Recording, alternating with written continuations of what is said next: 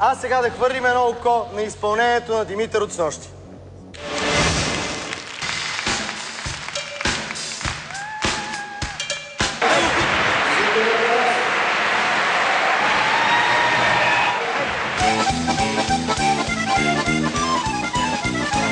Това хорце ми дойде в повече. Има израстване в тебе и като първи се справи много добре мен. Мерси. Аз изпях добре задоволяващо песента. Било за мен задоволяващо, било и за някои други задоволяващо.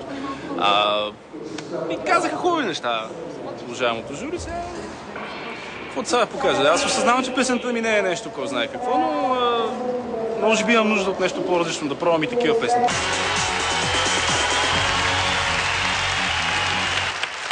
Сега с Яна Маринова ще поговорим за представянето на Димитър снощи. Аз, разбира се, винаги го опявам, когато тя е при нас. Добър вечер. Да, добър вечер. Аз не знам въобще какво имам да защитавам Димитър. Той просто трябва да почне да пее и аз започвам да настръхвам. Хора, нека си говорим честно. Това момче, когато запее, сърцето ми се разтупва и съм убедена, че хиляди зрители са по същия начин. Вярвате ли ми, аз съм 30 годишна жена. Колко? 30 годишна жена. Това 23 годишно момче ме кара да се чувствам като тинейджърка. И да се сещам, че обичам живота, че искам да ми случат хиляди неща. А на всичкото отгоре и баба ми се чувства като тинейджърка, когато го слуша. Искам нещо да ти кажа.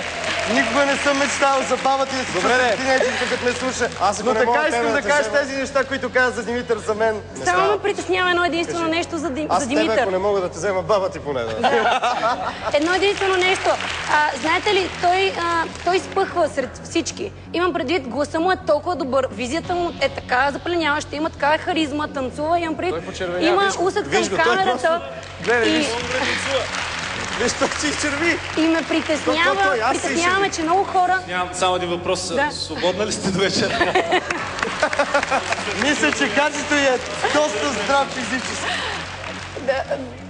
Гаджето ти си на фитнес. Имам един въпрос към теб, съвсем сериозен. Ако наистина всичко това, което казваш, беше вярно, защо неговата харизма не е успяла да повлияе на жените вчера? Това ме притеснява, че той е толкова идеален, че хората си мислят, че просто има дар, има талант и той не полага никакви усилия. Повярвайте, Димитър полага много усилия. И не казвам, че едва ли не практикува всеки ден и пее горно-долу всеки един ден. Той просто, съм убедена, че е положил огромни усилия да се развие като човек, да изстрада всяка една емоция, която показва в песента. Толкова красива, че не може да няма... И само в допълнение да кажа, уважаеми зрители, тя е права. Когато почувствате някой за сигурен фаворит, не спирайте да го подкрепяте, защото ето така се случва.